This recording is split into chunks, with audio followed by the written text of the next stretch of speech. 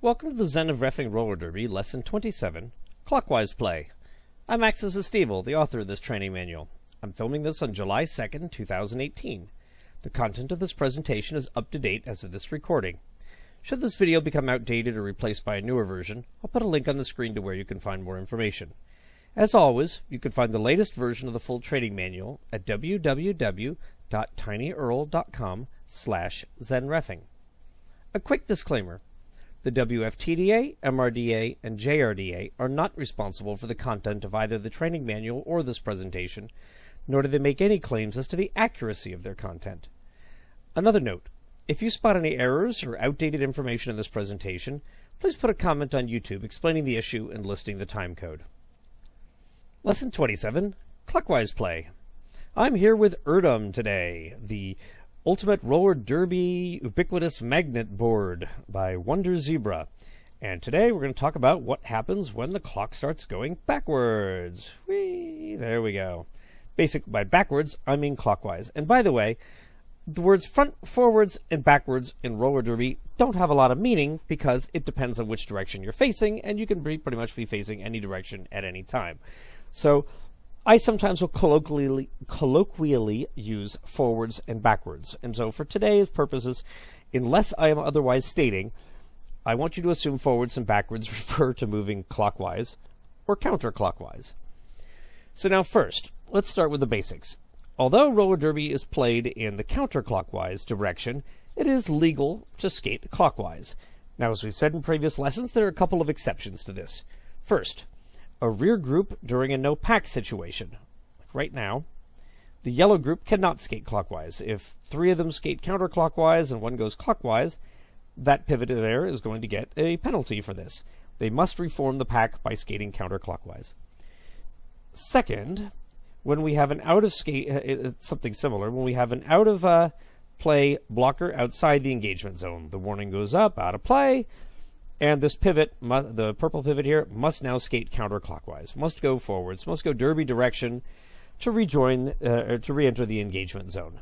If they don't, that's a penalty. But apart from this, it's pretty much legal. To skate clockwise. It's not a problem.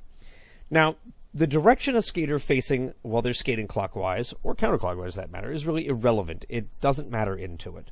So don't think of the direction they're facing as really having much bearing on today's conversation.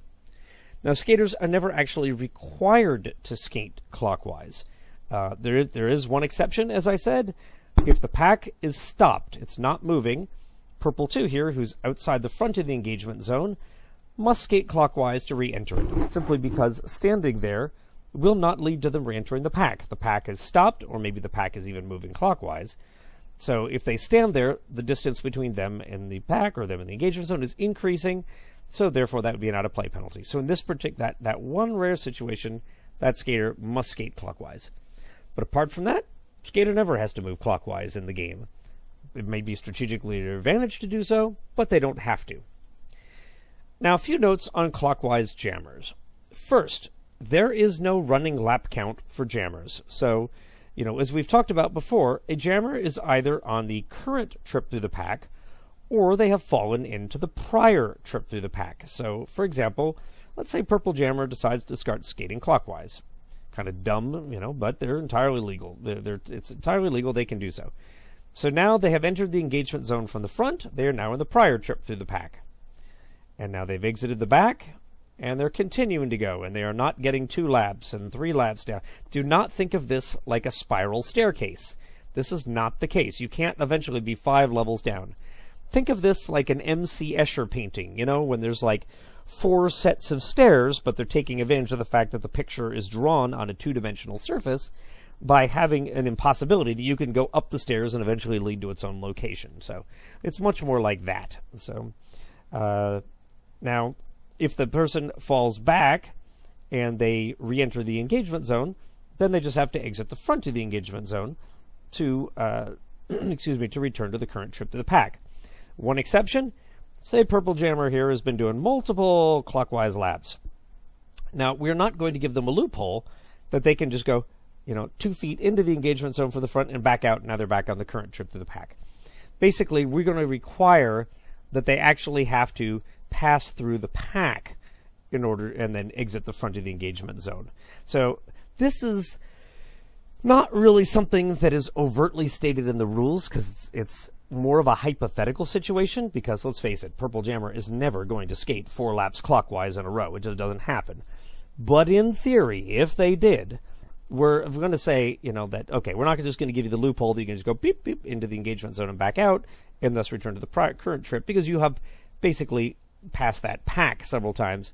We're basically going to say, well, even if you do that, we're going to still consider you on the prior trip to the pack, and you basically have to pass through the pack and the engagement zone to return to the current.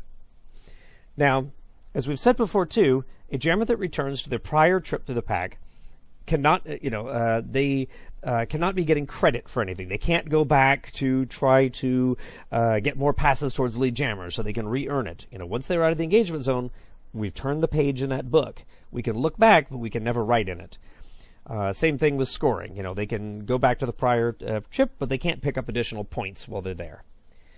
And let's see. Yes. Now, the fact is, jammers rarely will skate clockwise. There's no strategic advantage in it. They want to be going counterclockwise so they can be getting points as they go through the pack. So it's rare when they do. It's typically you're going to see it in 2 cases. Number 1, if a jammer blocks, say, the other jammer out and then skates clockwise back to try to draw a cut. That would be one.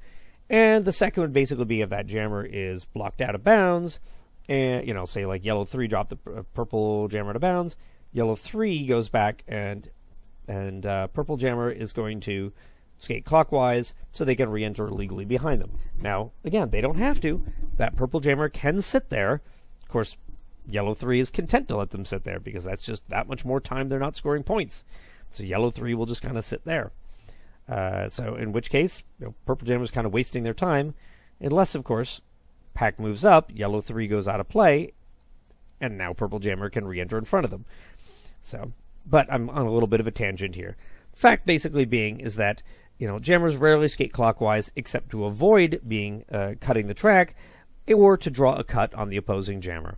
Apart from that, not much. Maybe to pick up a fallen star cover or something, but it doesn't generally happen. So now I want to talk here about eating the baby. And eating the baby is typically seen at jam start, but it doesn't have to be. It could be, during the jam. Eating the baby basically works like this. Purple jammer knocks yellow jammer to the outside. Purple jammer starts skating backwards. So yellow jammer has a problem now. They can't re-enter. Now, in a game where yellow team is ahead, they're probably content to let, okay, well, then I'm just going to stand here. I'm not going to go in because you can't score any points as long as you're, back there. So the two of them are just going to sit as sort of a détente, and since yellow team is winning, they're okay with that. But oftentimes this is done when yellow team is not ahead. And now yellow has a problem. They can sit there, and by the way, there have been literally 2-minute jams where this happens, and then the jammer just sits in back, and the other one refuses to, skate clockwise, and they just sit for an entire 2 minutes.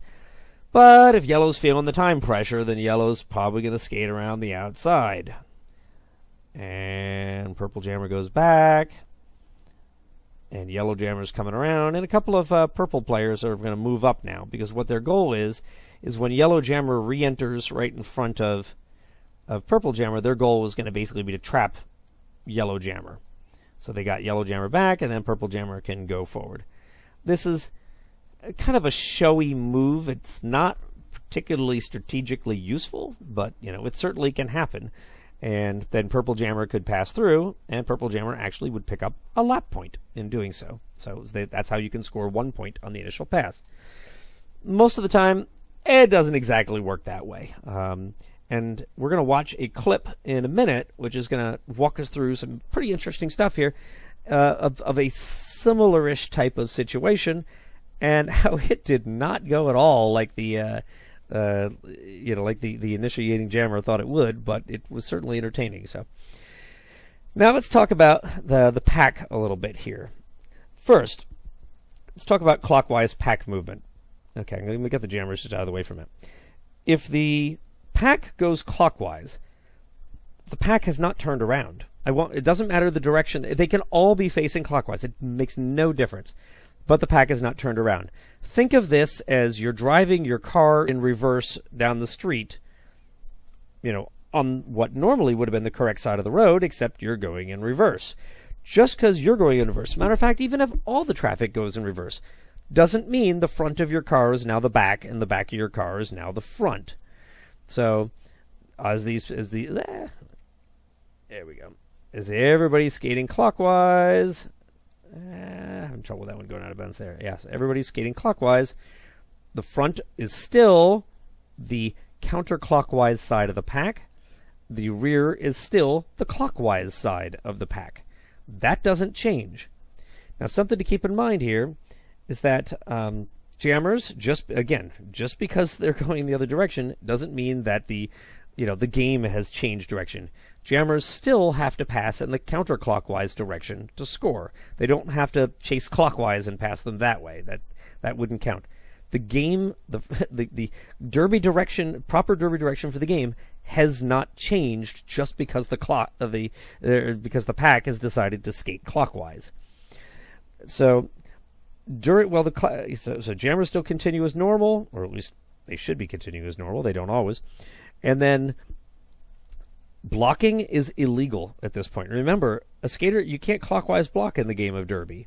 So if, everybody's moving clockwise and say purple 2 blocks yellow 1 out of bounds, even if it was otherwise a legal block, and I shoulder to shoulder just forces them out of bounds, the fact is that because that was the purple 2 was going clockwise, purple 2 now takes a clockwise block penalty and has to go to the box. Keep in mind too that for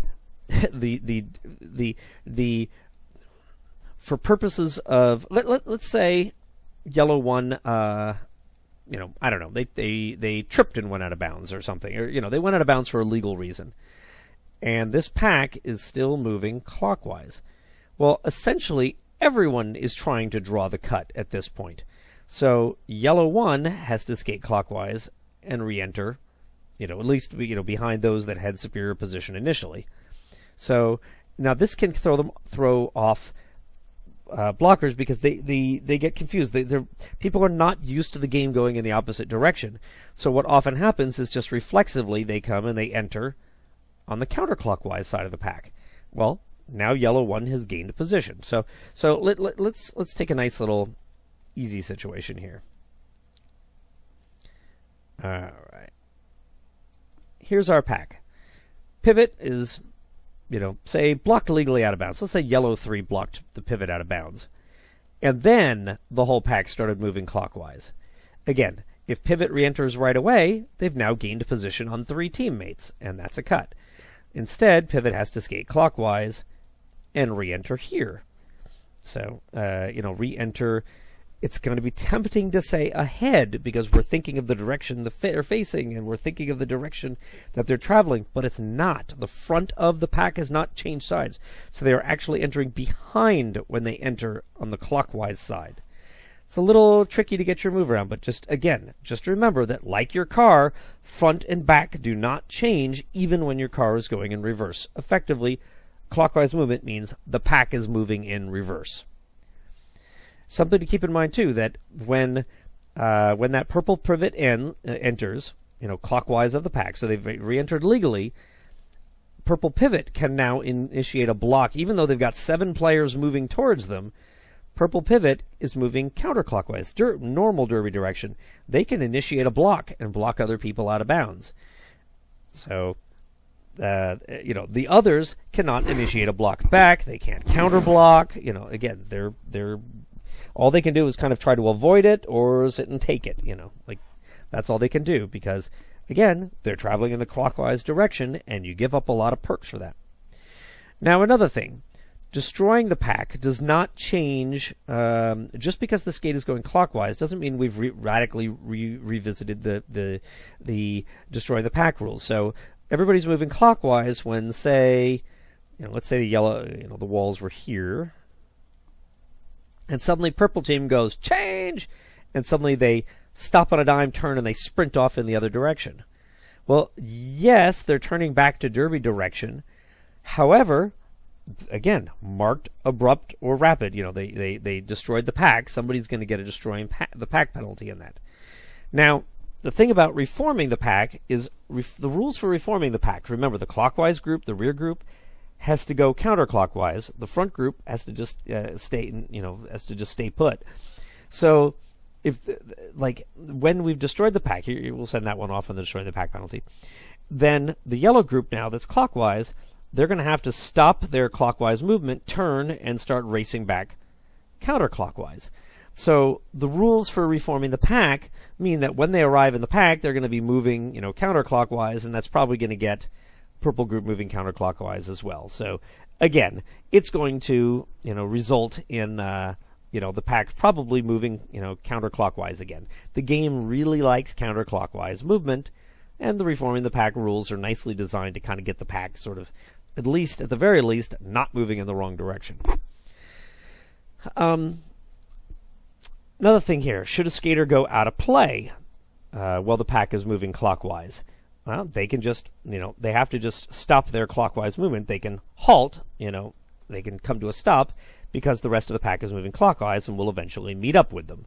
So they get back in that way. And one final note, assisting is not allowed while skating clockwise. So any assist that results in a gain of position, while they're skating clockwise, is going to warrant a penalty. There's something you need to keep in mind. Position in Derby is counterclockwise. So, in theory, purple 1, in this, it could help purple 3 skate clockwise faster. Purple 3 isn't actually gaining position. If they pass that wall of blockers there, wall of yellow blockers, they're losing position. The yellow blockers gained position on them.